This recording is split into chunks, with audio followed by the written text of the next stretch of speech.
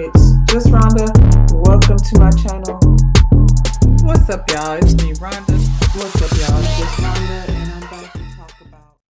What's up, y'all? It's just Rhonda. Welcome to my channel. I hope everybody's having a lovely day. I ain't gonna lie, my day's a little bit stressful. It's Wednesday. It's about 2:30. We waiting on Hurricane Milton to come see what's finna happen with that shit. That's the price you pay for living, down here in the Gulf Coast and such. So, yeah.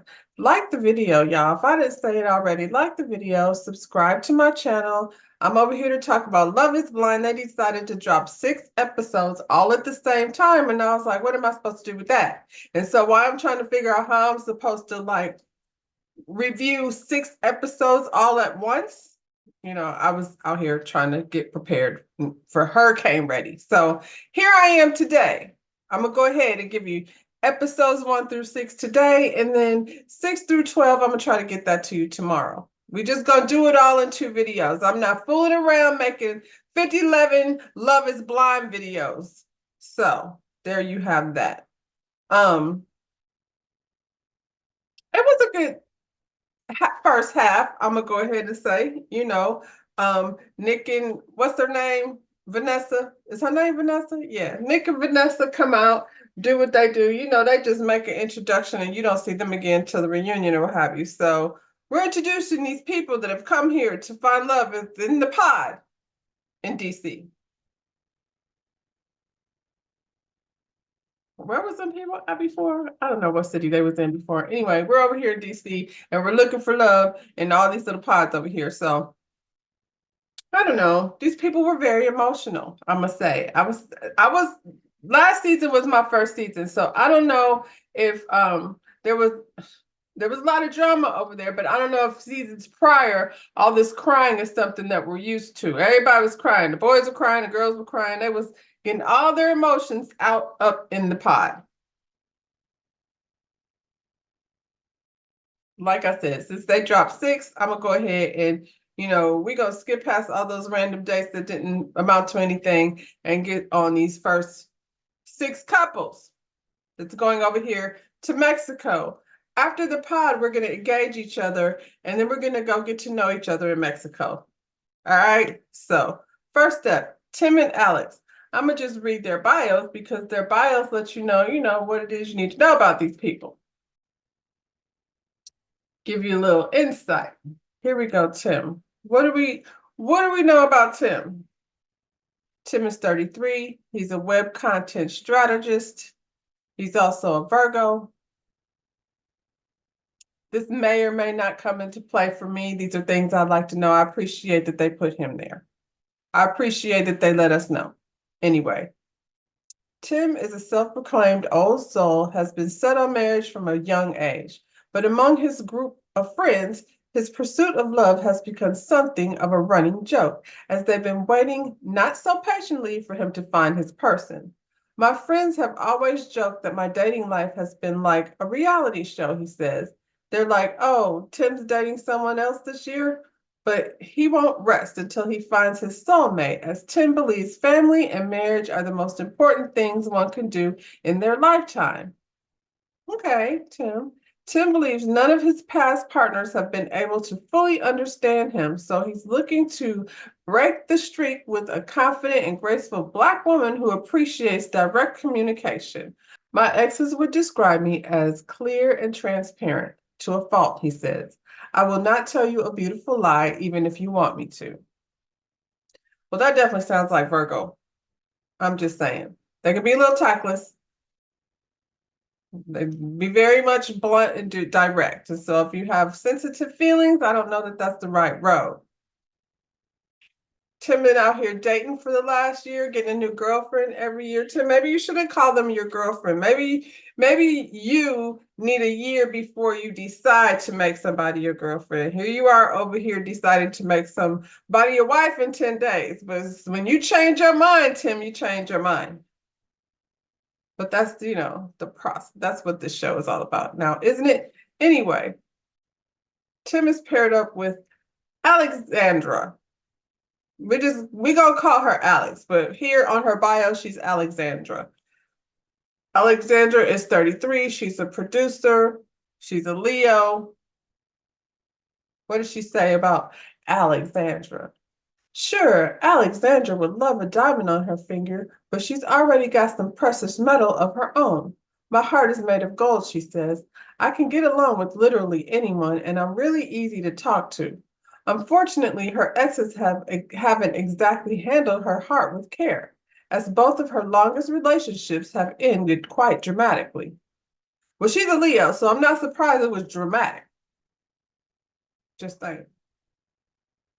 One ex wasn't upfront about his sexual orientation, and the other was unfaithful. In the past, I've been attracted to what was good for me and didn't have any boundaries. I think they meant what wasn't good for her, but okay.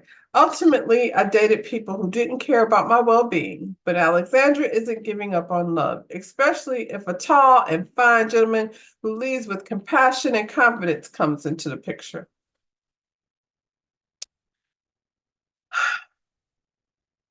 I feel like I didn't really learn much about Alexandra in her little bio, to be honest. We got a little bit about her dating life, but I feel like I still don't know anything about her. I just read all that. At least we know Tim was out here like being a little playboy, what have you, but he's decided now he's ready to settle down and, he values family.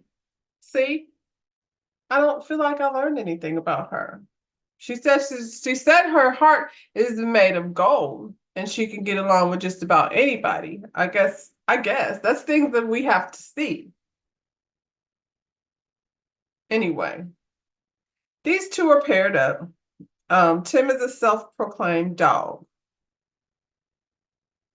I don't know. Like, that's what he said. I feel like if you were out here dating around trying to figure out what it is you want, then does that make you a dog? Was you having the being the king of the crossover? Now he said he's outgrown that. We'll see. We don't know. Maybe he has a different mindset. He said he has a lion tattoo, and I was like, "Why do you have a lion tattoo? You're not a Leo. You just like how the lion, how it looks with the mane and all of that, because what the lion looks like and what the lion actually does is not the same thing. The real king of the jungle is the lioness, if we want to be honest about it. And I don't want to go get into the whole lion philosophy or laws of nature and things of that like that. But these animals be out here pissing me off. Elephants and lions. Anyway, it seems like they both come from a loving family, which is important. Because then you don't bring to your relationship other kind of baggage. Like, if you've received love, then you know how to give love. And so it seems like they both have that in common. He's experienced the loss of two siblings. That's a horrible thing to have to go through. And she has watched both of her parents suffer from MS, which is also a horrible thing to go through. They're still here, but watching this process of suffering and deterioration is also very sad. And so I feel like when you deal with those types of things, you have a different appreciation for life. So it doesn't surprise me that after Tim has gone through these big things, that now he's like, maybe I don't want to just keep going through all these girls and I'm not settling down and having a family of my own. So maybe that's why I'm like, I don't know if you're being a dog necessarily. It's a dog over here, but I don't know if it's Tim. It's like you're supposed to sow your wild oats and then you sow your wild oats and then you be called a dog or a hoe or something. So I don't know. I just feel like it's the process. I think it's cool that they felt comfortable to open up to one another. They had a whole lot of tears between each other and they was very much exposing their emotions to one another. Now, Tim gifted her a bracelet that one sister gave to another, and I was like, "That's a big gift." I hope y'all are for real. You know what I'm saying? Not just for TV. If you're gonna be giving away gifts like that, but I feel like it's in good hands. She does seem like a caring individual. she was talking about how she has, both of her parents, like I said, have MS, and her stepmother is over here doing, taking good care of her father through this process, and her stepfather, who, well, her mother never married this man, but she's in a 16-year long-term relationship with this man who bounced on her as soon as, you know, this happened. I feel like anybody that would do that, he wasn't there for her in the first place. She probably is used to dealing with him not being there when he's supposed to. So, she's seeing two sides, two different types of relationships. So it's giving her I know what I want and I know what I don't want type of view of marriage. These two don't have a whole lot of light moments. I would like to see that. I would like to see, hopefully in this next half, we'll see them having more fun together and seeing them build a bond on something more positive, not just all of this very emotional, place of loss and things. They, of course, moved forward with the engagement because we only talking about the ones that, said yes to the ring. They seem like friends to me at this point, and that's cool because we're building. It's only been 10 days, and after 10 days, like, what can it be any more than really a building of a friendship? Y'all haven't stood the test of time, so child. Anyway, when they went and did the reveal, Alex put her own ring on, and I was like, is that how that's supposed to go? Like, I don't know if he just handed it to her or if she snatched it. It just seemed like very awkward. Like, girl, you're supposed to hold your hand out there and let the man put the ring on your finger. But you could tell she was nervous. She kept twirling her hair and all of the things. And, it's the first time she met the man that she'd been talking to. So I understand why everything probably was a little bit awkward. I am at this moment not convinced about these two. Like I said, I have to see a different kind of interaction with them before I see, in my opinion, what that is besides two attractive people. One thing I will say about this show, there's no catfish happening. Everybody's a pretty attractive individual. They are different kinds of people, but they definitely, like, you don't really open the blue thing wall and there's a buzzard on the other side. So, but I feel like with these two, these are their representatives. I don't know that they've let their guard down with each other. And so, it just feels very much,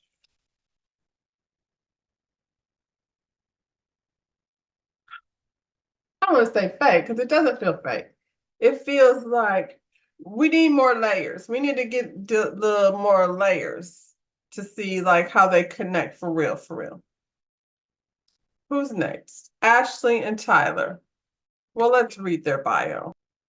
Ashley is 32. She's a marketing director. She's an Aquarius. Again, I don't really know much about Aquarius, so I can't really give you too much insight on that. I know Oprah is an Aquarius, so I mean, it's giving boss. Anyway, Ashley is a true ride or die for the people in her life, and she's just looking for a man to do the same. I haven't found someone who protects my heart the way they protect their own, she says. In past relationships, honesty and communication have been on short supply, leading Ashley to go through one former partner's phone. But now she's done playing games with love, wants to open her heart for a faith-driven guy who both appreciates her stealthy sense of humor and quiets her anxieties. The key to her heart is being able to be soft with a man who can trust my heart with, she says. And if he wouldn't mind joining her on the home goods run from time to time, that just might seal the deal. Well, I ain't mad at a good home goods, run at home store, Pier 1 is gone, but any of those types of things, yeah. I think those are fun trips for couples. Y'all can be picking stuff for your house. IKEA, things like that. Now, she said, I haven't found someone who protects my heart the way they protect their own. I like that, Ashley. I might have to borrow that one. Now, I don't know what's going on over here with her lack of honesty and communication within her relationship, but going through that phone, child, will get you feelings hurt. And that's that on that. Tyler is 34. He is an account manager and he's a Libra. Libra and Aquarius. Y'all look that up, see what that's like. Make tender-hearted Tyler laugh and you'll have his love forever, as this former military man has a habit of dating jokesters. But he's ready to get serious about dating after looking for the one in all the wrong places, especially within the status-obsessed DC dating scene. I've tried to find love every other way, and I'm excited about the experiment because it's something different, he says. Tyler's last relationship ended because his ex didn't have her life together. So now he's searching for a self-possessed woman who can match his energy. Bonus points if she's a horse girl, as Tyler would love to gallop off into the sunset with his soulmate. I used to ride horses professionally, and now I do for fun.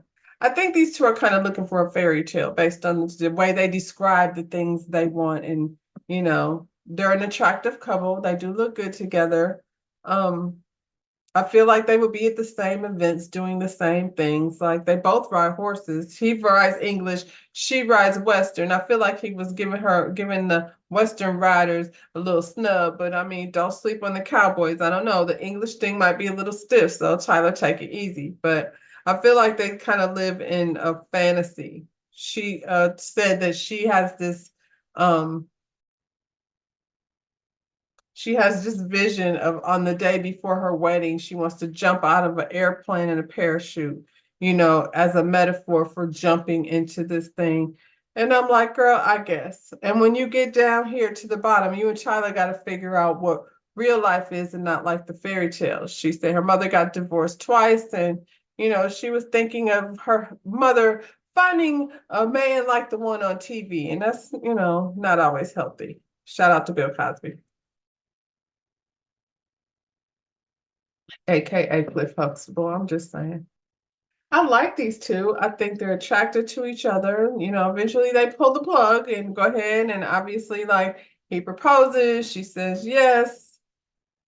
I want to see how they interact with each other outside this fairy tale, because this young man said he was very closed off. He said in the real world, if she wasn't attractive, he wasn't going to talk to her. And if she was attractive, she wasn't going to get nowhere with him. So I wonder well, he did tell a little bit story about how his mother got abandoned by her. She's a Serbian woman that got abandoned by her family because she got with a black man. So there's a whole lot of emotions there, and there's a cultural difference in terms of like what his mother may have been raised like.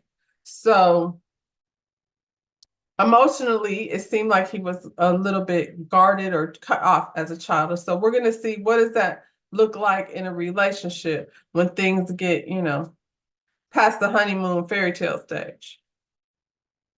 They seem attracted to each other. Their energy was definitely one of a magnetic vibe. They seem very comfortable with each other. Mm, we'll see. We'll see. I feel like we haven't seen enough of Alex and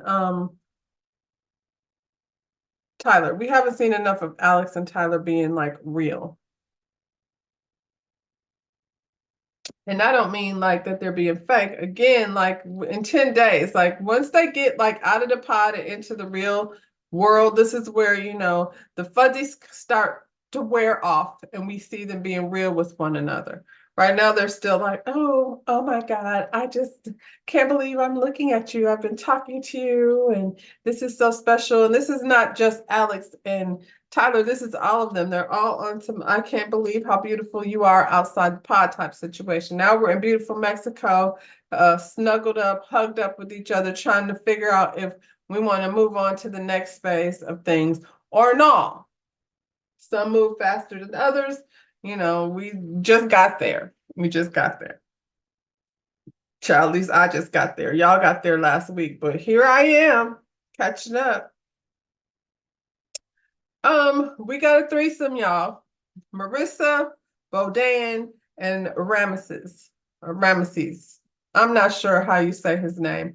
Ramesses is 35. He's a program associate for a nonprofit and he's a Cancer. Marissa is 32 and she's a law clerk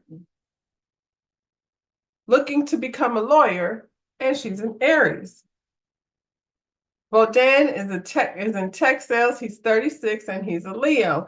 Both of these guys are very nice. Both of them have very similar characteristics. Bodan is from the Ukraine, originally raised here by his mother and her Filipino husband. So cultural diversity, I don't think is something that he has an issue with. He spent time in the military. He's been married before. Both of them have been married before.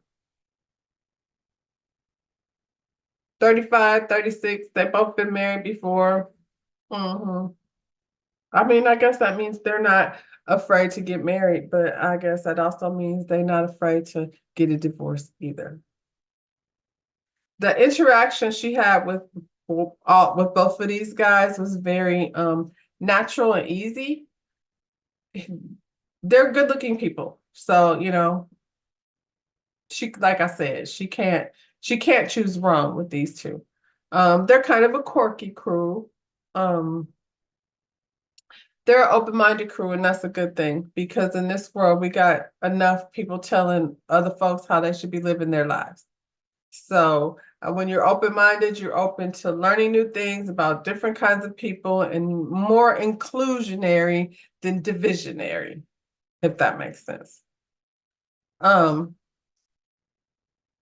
I think these guys are kind of similar, except for the fact that Ramesses has this two dreadlock things on his hair. I want him to let that go. I don't know, unless he can sit there and give me some real explanation as to what is going on. But you know, it's that man's hair. He can wear how he wants. I was just kind of like, and maybe it's because I'm a hairstylist and I'm like, man, make a decision. Is your hair gonna be long or not?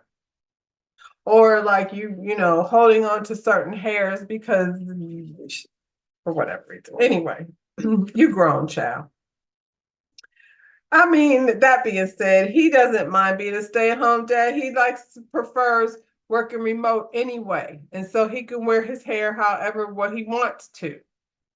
And she's out here trying to be an attorney and being, you know, moving and shaking and doing types of things. So she might need a man that is okay with working from home and picking up the kids from schools and things. They are very clear on they don't think that there should be any types of gender roles and people should be in places that they're most productive. And I'm like, that's an absolute yes. It makes sense. Instead of y'all arguing about ain't nobody finna cook dinner because that's woman's work. Child, be hungry. Marissa says she feels more of a romantic connection towards Ramesses than she does with Bodan, probably because Ramesses was coming in there talking about Moshedi mi amor.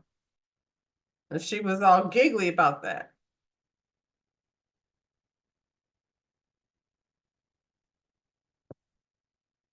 One thing I will say about her, she didn't waste time. Like once she made a decision like about who she felt like she was having more of a romantic connection with, then she went ahead and told the man the truth and let him down the right way. And he took it very well.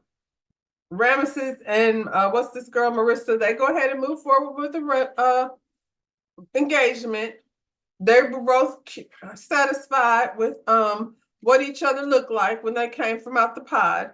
I don't know why any of these men don't have socks on and their pants are so short. And it's not just Ramesses. All of them came out there with no socks on and these short, tight pants. We can't wait for this trend to be over. Surely we can figure out a happy medium. I'm not saying you got to be dressed like your daddy, but oh my God, these man ankles. Ugh. Ramesses and Marissa get to Mexico and they don't have any problems consummating their engagement. They was getting it in and they liked it.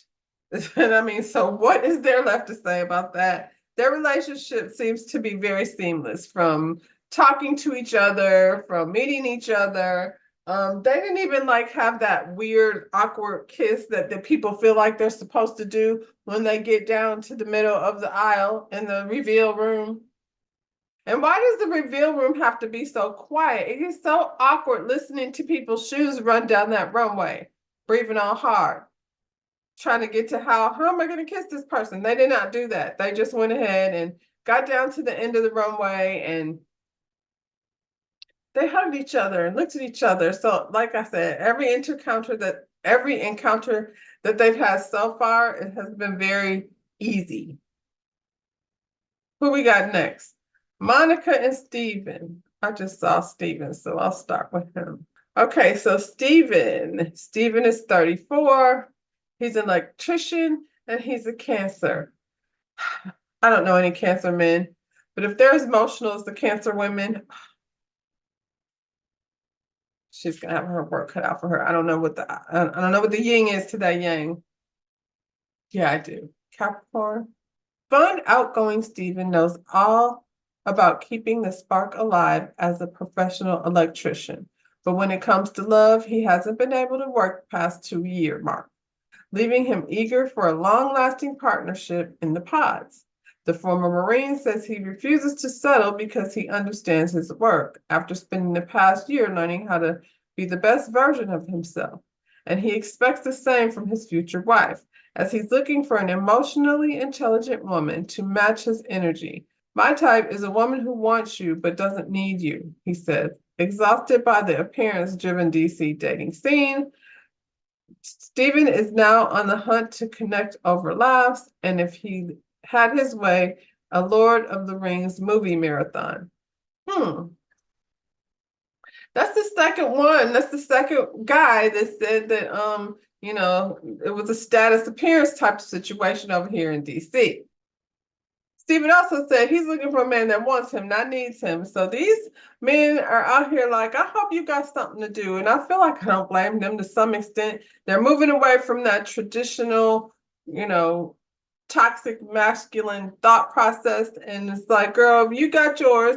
And I'm not even talking about financially. I'm talking about your life, your something that you love to do besides, worry about me. He's an electrician. So, I feel like there's passion in the trade. So, y'all keep downplaying like what people do as a trade because she did that. And I was like, really, girl? Speaking of she, let's see. What does this say about Monica? Monica's 37. She's a sales executive. I see their ages are all up. So these bios were put out clearly more recently. So Monica's 37. She's a sales executive. She's a Gemini. What did I say his sign was? Cancer. That might work. Now we're talking about something. The similarity of it all, I don't know. Anyway, scroll through Monica's Instagram and you might assume she's a complete extrovert who's always at a music festival or a dance or on the dance floor. I have a feeling she is. I have a feeling Monica might be one of these status-driven women that they talking about over here in DC. Anyway, what's your boy? Steven, seems like you picked the very thing that you said you didn't want. I have a big personality and I tend to be the life of the party, but I'm also incredibly sensitive. Sounds like a Gemini. Deep down, all Monica wants is to meet the man of her dreams and to start a family, but her love life hasn't exactly gone smoothly in recent years. The craziest thing that I've done for love is forgive a cheater, she says. Well, I mean, yeah. And then she goes on here and she meets this guy that's like, hey, I'm a self-proclaimed cheater. That's my title. Girl. Reading this makes me see like what my issue is with these two, Monica and Steven. Mostly Monica. I don't know, both of them. I'm not gonna say mostly her. That's why finding someone who makes her feel emotionally safe is a top priority moving forward, as she has a big example to set as a role model for her 4 young sisters. They are my best friends, and I'm just really proud to be leading our pack. So Steven claims to be big on communication. I feel like that's, okay, I hope so, Steven. He talks a lot, so maybe.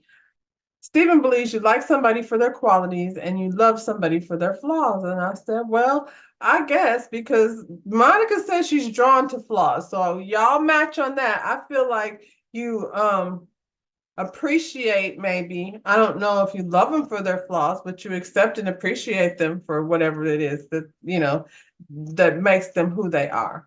Stephen came here with communication, confessions, and therapy, the things that you want to say to woo a woman, because we, are on this whole therapy is a buzzword. Everybody's like, I'm in therapy. I wonder, are you really in therapy? Anyway, he's over here confessing that he holds the title of being a cheater. He's been cheated on many times. And I was like, why you throw that in there, Stephen? Did you throw that in there to downplay what you've been doing? We're not talking about what happened to you many times. We're talking about how he slid into somebody's DMs while he was in a relationship with somebody. And he did it not because he's a bad guy, but because he did not feel worthy of this woman. And I said, Stephen, that's that bullshit. Here you come with games. And this lady immediately lets him off the hook. Oh, don't worry. It's, you know what? I've been cheated on before and it was very, very terrible. But, I really think you're being too hard on yourself. And I really think this lady is 36, and so she's like starting to X things off of her list, because she seems like one of those women that comes from a list. He needs to go to Harvard, he needs to have a Bentley, she has these kinds of lists. He needs to be 6'5". Now she's getting up there. Now 36 is not up there, but when you're talking about getting married and having children, for a woman, 36 is like my time. I need to get on this program so I can have it look like how it's supposed to look like according to societal norms.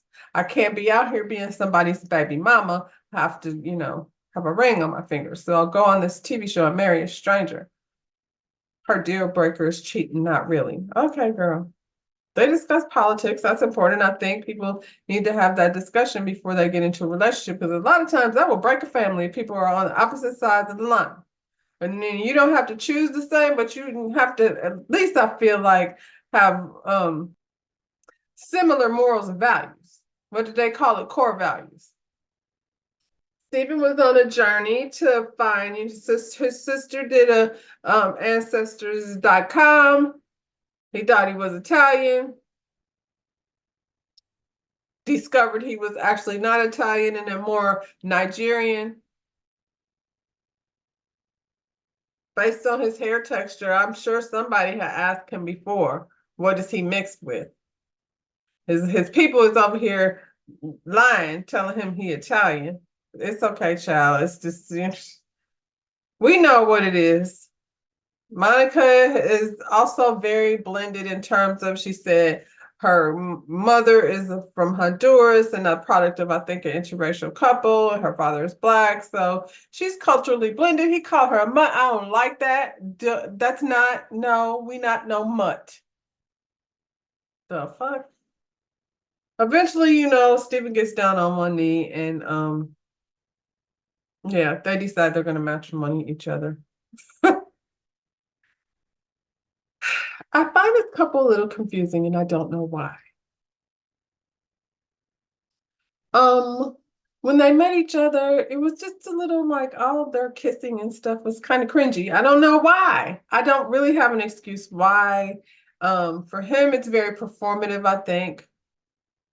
At this point, I'm not even really sure what they have in common, because she has, this elevated lifestyle and, it seems like she's settling. And I don't mean settling as if there's anything wrong with him, because I think he's ex-military. He is an electrician. He's actually got a very high, light personality, like the kind of person you would want to be around, because he's given this, like, even in his smile, he's very bright. He got to Mexico, he was like, oh my God, this is the fanciest stuff I've ever seen. What? How you be in the Marines? I guess that doesn't mean he isn't traveled. He's maybe traveled, but he ain't fancy. So he over here with this fancy lady. We'll see what happens. I think they want to smash. I do think that. I think they both kind of freaky. So that part I can see. But, the rest of it, I don't know. Garrett and Taylor. This was probably a couple of my faves. Let's see. Taylor is 30. She's a clean energy policy consultant. She's a Pisces. Okay. I have two children that are Pisces. I know her very well. That explains her sense of humor because they're very funny. She's very funny also. As a scientist working in a clean energy, she's a scientist. Well, these people are made for each other. And I don't usually say that, but I was just team Garrett and Taylor from the very beginning. I don't know why. Anyway, as a scientist working in clean energy, Taylor is more than familiar with experiments, but she's never encountered one quite like Love is Blind. For the past few years, Taylor has been prioritizing almost everything else in her life over dating, focusing on building herself up first. Smart girl. Before entering into a serious relationship. But she's always longed for a relationship like the one her parents have. They've been married for 35 years and showcase how to be great partners, she said. Now Taylor is ready to convert her love of me time into we time for a kind, intellectually curious, and emotionally intelligent guy. While she tends to go for tall men with athletic build, it's what's inside that matters most. The key to my heart, she says, is loving me for my mind. I can see that. And Taylor, she's smart. And she's also very pretty. So I don't know, even like physically, these two are a good looking couple together. Garrett is 33. He's a quantum physicist and he's a Taurus. And I'm like, how funny, like when they first start interacting with each other, I was like, he said he's a physicist and she was right there with him because she's a scientist. So they can have conversations that the rest of us would be like, that's cute. Anyway, let's see what it says about Garrett. The only real catch Garrett reeled in over the past few years came from the water during his weekend spearfishing adventures. These people do lots of fun stuff, horseback riding, spearfishing. Anyway, I have not had any luck on the dating scene, he said. I've worked myself into this corner where I don't put any effort in to meet women. Now he's casting a wider net to prioritize his love life after realizing a long-term relationship is what he's really after. As a driven quantum scientist, Garrett is used to leading with his head, but he's ready to dive heart first into the experiment. If an outdoorsy, confident, and down-to-earth woman is waiting on the other side of the pause, he'll get down on one knee and propose sight unseen. And that's what had happened with these two, Garrett and Taylor. They initially have great conversation just from the get. Like I said, they understand that smart language in terms of what they do for a living. They can actually have a conversation on that level. And I feel like, that might not be the easiest thing to do when you're out here being some type of scientist. They also match each other's swag. Like I could see these two people showing up at places together. Their swag matches each other. Taylor brings up that she's not white, and she threw him off with that because I feel like Garrett probably heard the way she talks and assumed that, because she sounds a certain type of way, he just assumed that she was white. I guess he was on pause because he hadn't thought about it. He said he only dated white girls in the past, and so I guess in his mind, after talking to her, he probably had visualized something completely other than somebody of another race. It didn't stop him. I'm not mad at him for having pause. What's this guy? One of them, Tim, said he was looking for a black woman. Straight up, this is what I came here for. And between Alex, what's her name? Ashley and Tyler, listening to them talk, you could tell, like, they knew what it was on the other side. They knew there wasn't a white person on the other side. So I'm not mad at him for having pause and trying to figure out, okay, so this puts a spin on things. And what does that look like? You know what I'm saying? And how are people going to receive it? Based on how he responded, I don't feel like his people are going to have a hard time receiving it, honestly. I think a lot of the times that people's values, morals and values pass down to from the next generation. So we'll see what happened when he introduces to her parents. But I, for some reason, don't think his parents are going to be shocked. I think he just didn't picture that. And I don't know why you didn't picture it, Garrett. You came over here on a pod. You don't know what's on the other side. Nick thinks she's calculated in the way she communicates. I'm like, both of y'all are calculated in the way you communicate. I think she low-key said that because she did want you to know that you were not white, that she was not white. So when she get to reveal, you weren't gonna be like, oh damn. So she did low-key give you a heads up, and I'm not mad at that. I think it works, both of their behalf. They can take that out the pressure off of the relationship. Now she doesn't have to go through this whole process going, what is he gonna do when a door open and I'm not white? And now he's like, okay, I'm not expecting the white girl on the other side, but I'm still like falling and interested in this person. So they got past that and went on to just having regular conversation about things, important things. I felt like they were asking questions like were important questions. She did explain why she didn't tell him, and he was accepting of her explanation, but I low-key feel like, she was really just trying to put that out there to, get it off the table. She gave him this avocado plant, and it somehow was supposed to symbolize like an avocado takes 5 to 7 years to mature before it starts producing other avocados, and that's kind of her same timeline for children. And he's like, pause, I feel like that's a long time. And so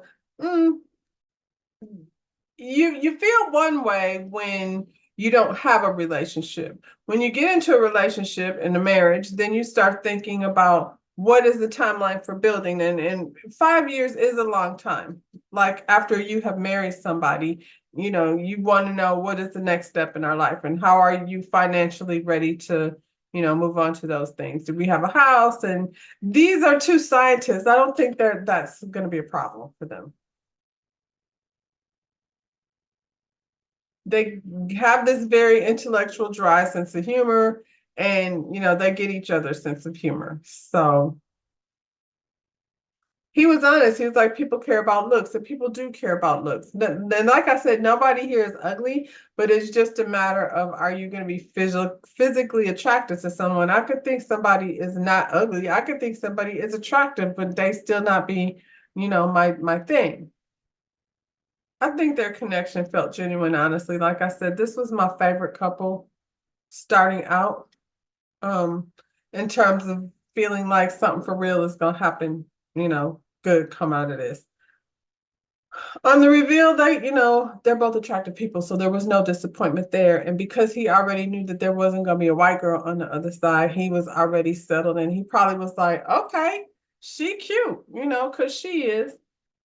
Now we just gonna see. Like they're over here on their pre-wedding honeymoon over in Mexico. They bringing the same energy over here as they did over there. I feel like they have a physical connection too, and I feel like when they smash, we probably won't know about it. They won't probably say it until well after, even if they did get it in the first night. Okay, y'all. So this group right here, this was the drama for the season. There's no other way to put it besides, yeah, that's what these people are here for. So I'm gonna leave all four of them up here because they stories intertwine with one another. Ciao. Who we gonna start with? Hannah and Nick. Okay, so Nick D is 29. He's a real estate agent. He's an Aquarius, another Aquarius. Former All-American college football player Nick retired his cleats when his dreams of playing in the NFL came to an end.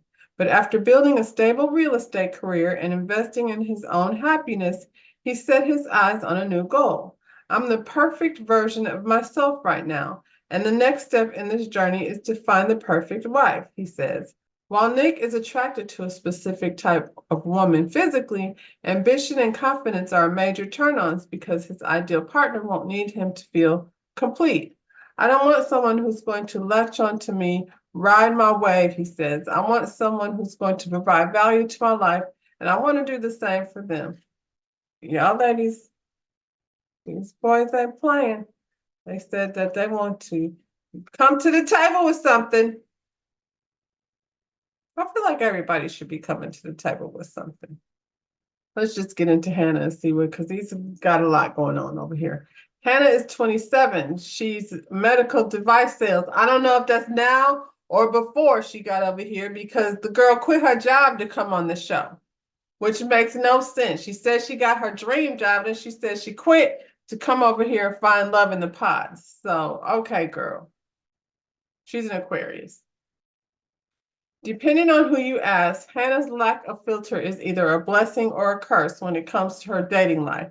I'm a very honest person, she says. It sometimes comes off as rude or heartless, but it's just me looking out for others' best interests. Is that what that is? So it's in your best interest to hurt my feelings? No, girl. I really do have a kind heart. After 3 years of being single, this self-proclaimed country girl is ready to kick her dating life into high gear and finally let someone else take control. I can't find the love of my life from the comfort of my couch, she says. She's hoping to make a soul connection with an ambitious man who will match her communication style and become a dog dad to her fur baby, Luna. Plus, her West Virginia drawl is sure to make an impression on guys from the other side of the pod. I mean, yeah, much like the other young lady, I didn't really learn anything about her from this. I learned she got a dog and that she's probably going to be rude at some point in time. So these two are very, very focused on looks. And I guess because like we've heard from a couple of other people that status and things is important over here in DC. She said they was like the Travis and the Taylor Swift because he, played football and I don't know why she compared herself to Taylor Swift, because she's blonde. I don't know. Mostly the thing like that's what they showed us. Now, if there was other conversation that these two were having to get any deeper, I don't know what it is. Also, I'm gonna chalk it up to they're both still young, like 26, 28. Now she feels, insecure. Hannah feels insecure about her size. Her weight is the big insecurity of hers. And she kind of projected somehow that this man was over here focused on her appearance. And I'm like, Hannah, was the initiator of these conversations a lot of the times. I won't say most of the time, but a lot of the times we've seen her initiate these conversations about looks. And I think a lot of her description or the things that she put out about herself was a bit of a dog whistle for this man to get a certain picture of herself.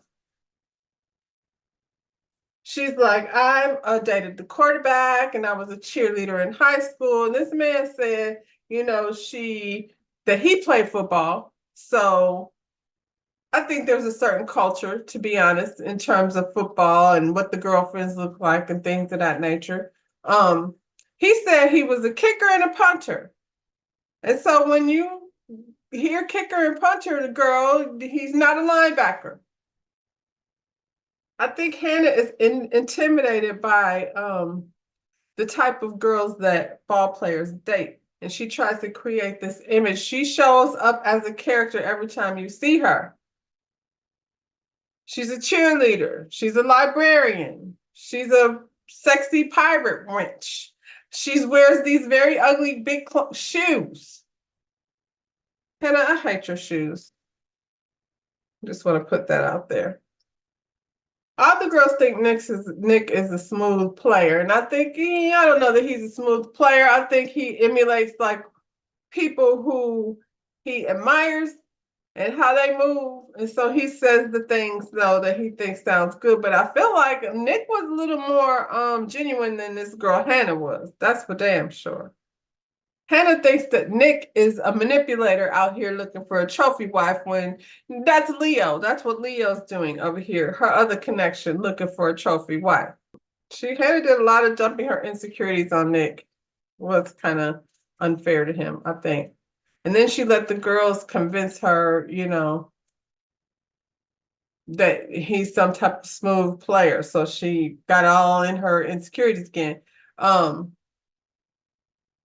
She said something to the effect like, guys like you like girls like me in the real world. Guys like, they just think I'm hot. And I'm like, well, girl, you dress like a sexy pirate wench. That's how you present yourself, as this, sex pot type of girl. Even the pink suit, which was, I mean, a much better look on her than a lot of those things that she had on, them thigh-high boots and things, girl. For whatever reason, based on the things that these girls were out here saying, she decided early on that she was going to end it with Nick, her one connection. And I think it's because she felt like she had such a grasp on this other connection. She did not know her other connection had a connection too. Until Brittany, Leo, the other connection, till Brittany came out the pod and said Leo's name accidentally, allegedly. I don't really feel like it was accidentally. She came out there, said his name, and was like, in front of all the girls. I think her whole mission was to smoke out who the competition is so she could see, how she could maneuver. Because she was like, in the real world, like, I just use my beauty and my, feminine wiles to get what I want. I don't know how to do that over here. So she was like, let me see who I'm working with. And then when she see who her competition was, I ain't trying to bring up last season, but it seemed very similar to how old girl felt, Megan Fox felt when she seen Jessica. So, and then Hannah is over here trying to emulate the Britneys of the world. Those are the types of girls that have her more intimidated. Now Hannah's feeling some type of way because she didn't told this man that she wanted to dump him. And she's like, shoot, now I could get dumped. And to me, that's kind of a part of being young, Hannah. Maybe you're not ready for this. I think you're not ready to be in any type of relationship because you're not secure enough in yourself. You're super insecure and you're super superficial. What a horrible combination. Uh, what's his boy Nick in his bio said he generally dates a certain type of girl physically. Well, what kind of girl is that? We don't know. He didn't say. Be more clear. Is there a reason why this girl's over here feeling insecure? Did you tell her in the pod like how you be out here dating hot chicks? Both of them are young.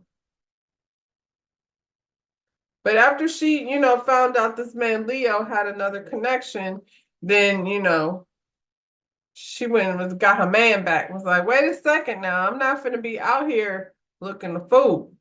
Leo, let's talk about Leo. Leo is 31. He's an art dealer. He's an Aries. Successful and sophisticated Leo spends his days running his family's growing art dealing business. But when he clocks out of work, Leo likes to get in touch with his spiritual side. Well, we never witnessed that. We don't know what his spiritual side is. That he did not bring it over here. I'm really into yoga and meditating. We didn't see none of that. I have a real crunchy part to me, which people don't often see day to day. His ideal crunchy his ideal partner would vibe on his same level. And if she happens to laugh at his goofy jokes, even better. Leo tends to gravitate towards girly girls in real life, but he's leaving his usual type behind and let the experiment work its magic. In fact, he'll do just about anything to break the cycle of bars, dating apps, and the superficial dates he's been stuck in to find someone who values a meaningful connection. I guess, child. I don't know who this person is they talking about, but it don't sound like the Leo that came here to the pod. He was not spiritual, and I don't know what about Crunchy. What is Crunchy? Brittany is 33. She's an esthetician. She's the other party here in this mix. She's a Cancer. Brittany regularly collects garbage with her Baltimore-based beach cleanup organization, 10,000 pounds so far. So let's just say she has little to no patience for dating trash men. Instead, this esthetician and environmentalist is drawn to guys who are just as adventurous as she is, which has even led her to date rock stars. I've had a crazy life, she said. My exes would describe me as a wild card because my interests change all the time. Brittany has a preference for dating older men, especially if they happen to look like a blonde Viking with long hair. Brittany, but most importantly, Brittany is seeking a real commitment. Is she talking about Thor? You want Thor, child?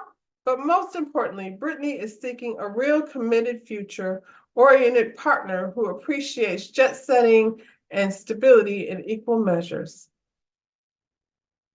She's looking for an older guy that looks like Thor that's going to take care of her. That's what Brittany's looking for. And that ain't Leo. Now, this girl, Brittany, went out there and, went out there and said Leo's name in the ladies' lounge. And now him and Hannah have a date. And they sit here and have a fun day and pretend like we're not even going to address the elephant in the room, child. We're going to sit up here and cackle and laugh. And, I'm not going to worry about this girl, Brittany, although she's very worried. And Leo did not want to talk about any of that anyway. So it's a win-win for them in this moment.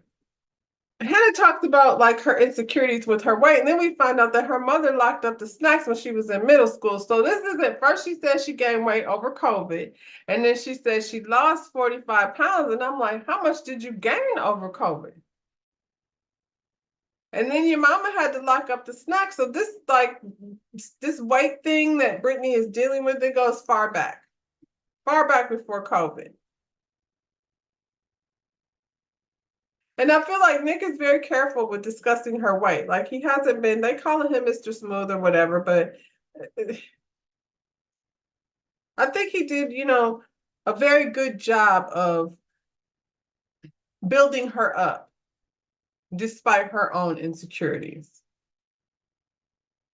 After she kicked him out, child, then she decided, he said he loved her and she let him all the way back in. She was like, no, don't go nowhere because this boy over here, Leo, has two options and I'm unclear about that. And then I've seen his options, so I'm insecure about that. And in the real world, over here in the pods, Nick only chose Hannah. That's the only girl in there that he had a real connection with. He found a connection with Hannah. He followed through on it. And she's over here wishy-washy with Leo, the player, the art dealer, the man of all town. All he do is talk about his money. He keeps saying he's insecure. My biggest insecurity is that a woman will want me for my money. Proceeds to tell anyone who will listen that he's rich. He's rich, he's rich, he's rich. He has a lot of money. He's got a lot of inheritance. He's a rich, rich, rich guy. When Leo found out that this girl was like, you know what? You go ahead with Brittany. I'm going to take Nick. And he lost his damn mind because he gave a whole tantrum, somewhat like that of a rich brat. Why, Hannah? Why would you do that? We were supposed to have one more chance. I was like, did he like have it written in his scenario where he gets to dump someone? So since this person went ahead and made the decision for him and threw him all off, he asked her, please, just don't do it. Just don't do it yet. Just think about it. Don't let this be your last decision. Let's do one more date. Let's come on one more date. And then we'll figure it out. He sat up there and told Brittany, what did he tell her? You know what? You were my number two. But now both of y'all are my number one. Shut your ass up. Both of us are your number one. Well, which one am I? Am I the one in the front or the one in the back? Leo. He begging this girl to have another date with him while he's stringing Brittany along. Next day, he realized how bad he messed up. And so he has this date with Hannah, and he's like, you picked the right guy. I don't know why I acted that way. I shouldn't have done that because in all reality, I've loved Brittany this whole time. And when you go out there, I'm going to need you to tell her that you did not break up with me, that we broke up mutually and how much I really love her. And she's like, I don't got nothing to do with y'all, what y'all doing over there. At the end of the day, Nick proposes to Miss Hannah. She accepts the proposal and she acted an ass down to the reveal. Now, she was saying that how she speaks bluntly and, don't mind hurting somebody's feelings. She's so superficial. When she walked out there with that dress on and them big clunky shoes on, acting like this man, Nick, was a disappointment. Nick is an attractive young man. His swag is nice. Although I'm not a fan of the suits with the ankles out, like most of the time I like his clothes. She the one sitting up there dressed in Britney Spears costumes. She said he'd been misleading her about his physicality. I'm like, girl, he said he was a puncher and a kicker. That's what size they are. He didn't even treat her like a disappointed. Actually, he seemed very much satisfied with his young lady that he has offered matrimony to. She the one over here, feeling some type of way. And they get to Mexico, she's still talking about looks. Like that's all they talk about. He tried to change the conversation, and then they back on looks again. There was this moment where they're sitting out by the lake, and you know how the resorts have these little things to entertain you. They had these like I don't know what they're made out of, plastic, probably ducks. And he was going, oh, go over there, actually and ride the duck over in the sand. And she said it give her the ick and she didn't like it. And she sat up there, had a whole attitude about this man getting on this duck. And he said, I can't be myself when I'm around you. Like, and to me, his self is an outgoing, fun person. So what is she gonna be doing? She says she's too cool for that. And I'm like, were you? Because you were in the pod talking about pretending to be vampires. I don't know. Hannah has a problem deciding when she's mature and when she's not mature. She's too grown to go on the beach and have fun, but child, I don't know what Hannah's over here doing. Leo and Brittany didn't make it to Mexico, unfortunately. Now, when they met each other, she said she wanted to be a trophy wife, and he said he was tired of those types of women. Brittany want to know, like, if we get together, like, who's paying for things? Are you paying 50%? Are you paying 100%? Because my last man was paying for everything. And he was like, I don't know about paying for everything. I need somebody that's going to put in some of this work. He said he's insecure about these women out here asking, seeking a man with money. But then you go pick the very thing. I think Nick is the rich kid who is used to buying off his girlfriends. I think he talks about his money to manipulate and get what he wants. Part of me even questions if he has all this money because he's such a sneaky, slimy little thing. I wonder if that whole thing wasn't a made up story. He likes to create these fake scenarios with both of these women. He would be in the pod. Imagine we were doing this and imagine we were doing that. And, Leo said he believes he's a unique and special person. And I was like, I believe I'm a unique and special person too. And hopefully that's what all y'all believe. He's consciously over here trying to make things look effortless. He said some Italian word. I don't know what it was. And I'm not gonna make a fool of myself trying to say it, but it seems to me, Nick, that means you're manipulative. You're being fake. You thought you were being really cute with that whole explanation of things, but it sounds like manipulation, the way you put it like that. I'm out here consciously trying to make things look effortless. Either they're effortless or they're not. And he just be sitting up there lying. Told Hannah, like, Hannah, even though you're the youngest person here, I feel like you're the most mature person here. Fast forward to them talking about a conversation of pretending to be vampires. And he said him and Brittany will find each other in the real world. Yeah, because Brittany know where to go get the money. Hannah does not move in the same circles as you. She over here tearing caps off the bottles with her teeth. After Brittany found out, he had another person, she let that name slip. That was part of her manipulation. So if I let the name slip, we can move this thing ahead a little bit and he could make a decision. And he did not make a decision. And she used her best Kim Kardashian voice. I don't know. I was just feeling so sad because I knew I would find myself in this situation. Game recognized game, Brittany, and I feel like you and Leo are playing the same game, and yeah, and look how things turned out. For you his number two, and your from number two to other number one. So whatever you doing, whatever pressure you putting on, it only works when you face to face, so they can see your little petite blonde self with the big titties. That works better than the Kim Kardashian voice. She says she used to date men with money. They got options. Yeah, and so does Leo. They probably stick around for a little while. Leo tried to drag this thing out as far as he possibly could, and then it blew up in his face. So now all he has left is Brittany. And then Brittany is over here giving him a long love letter about how he messed up when he had two choices and should have picked her. And then he went over here, even after she said that, and was like, roses are red, violets are blue. I don't want Hannah, girl. I want you. Will you marry me? And she said yes. And I was like, so then what did you bring that stupid letter for after all of that? And he was like, okay, girl, I love you. And I know you like to hear that. So are you going to marry me or no? And she said, yeah. And their meeting was really awkward. They came from behind the thing. He does not look like Thor. He looks more like Harry Potter, like a tall version of Harry Potter. So I feel like she immediately was disappointed. Then he was like weird, gropey kissing her all on the couch, and he kept trying to trap her underneath his spider arms, and it was really weird. And she kept trying to squish away. It was giving very much Pepe Le Pew. Remember how the Pepe Le Pew used to squish that girl, Cat, and she would be squeezed out? That's what was going on over there on that couch with Brittany and Leo. I think Brittany just showed up in that red dress for she could show him, eat your heart out, stupid. You should have picked me in the first place. You think I'm crazy? I'm not gonna be over here being somebody's other number one, dumbass. She knew when he seen her that he was coming. He was like, damn, you hot. I just lucked out on this one. Not really. He was like, what do you love about me? And she was like, I don't really feel like I need this pressure right now. Let me think about that. And they haven't even told each other they love each other. Who hasn't said I love you, but yeah, I'll marry you?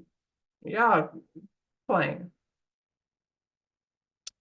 I mean, these two didn't move on in the process. They made it to the to the reveal line because she had brought that dress to wear. She wasn't about to waste it. They went on a trip to Miami. She managed to game him for a trip to Miami. She wasn't about to go to Mexico because then they would have had to carry on this charade this whole time. She was like probably had a whole list of things that she wanted to do while she was in Miami, and she ran it. And I guarantee you that this man did not get lucky. So I'm about to go watch the other half and see what happens over here in Mexico. See which one of these couples are going to stand the test of time. Like the video, subscribe to my channel, and hopefully I'm going to hug her down. See y'all tomorrow. For those of y'all like, over in those coastal areas, be safe out there. Bye, y'all.